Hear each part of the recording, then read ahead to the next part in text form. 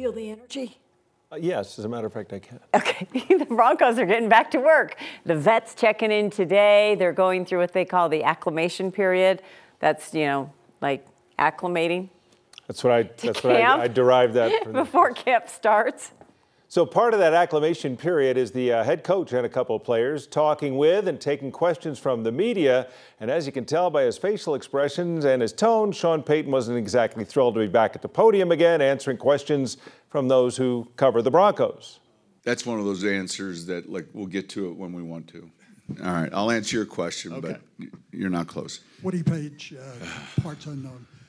Go ahead. So our Broncos insider Mike-Klis with us now. That seemed like fun. The head coach didn't seem like a guy who just finished summer vacation today, Mike.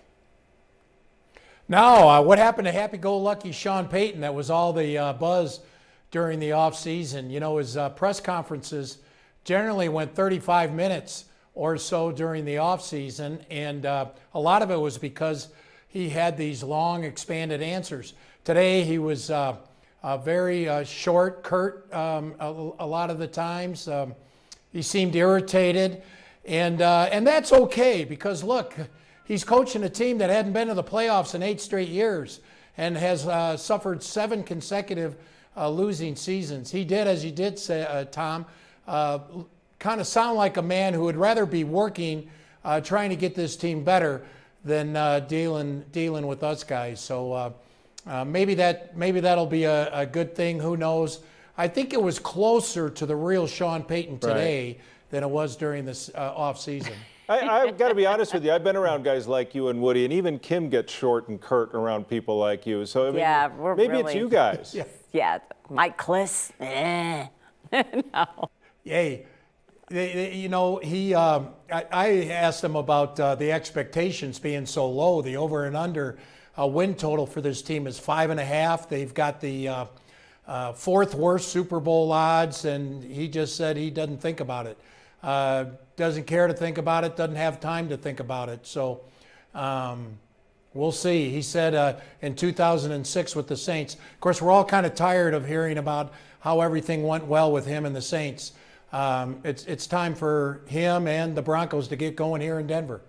So there's a lot of storylines here, of course, but one of the big offseason dramas surrounded Courtland Sutton, seemingly unhappy enough with his contract to tiptoe towards holding out. Well, camp is here.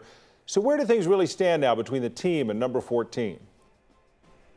Yeah, Sean Payton did say at the presser that he wasn't going to talk to Courtland, that Courtland is expected to be here, that he would be here and would be ready to go. Courtland showed up, if you remember, for the mandatory mini camp in June to avoid fines that were roughly $25,000 a day.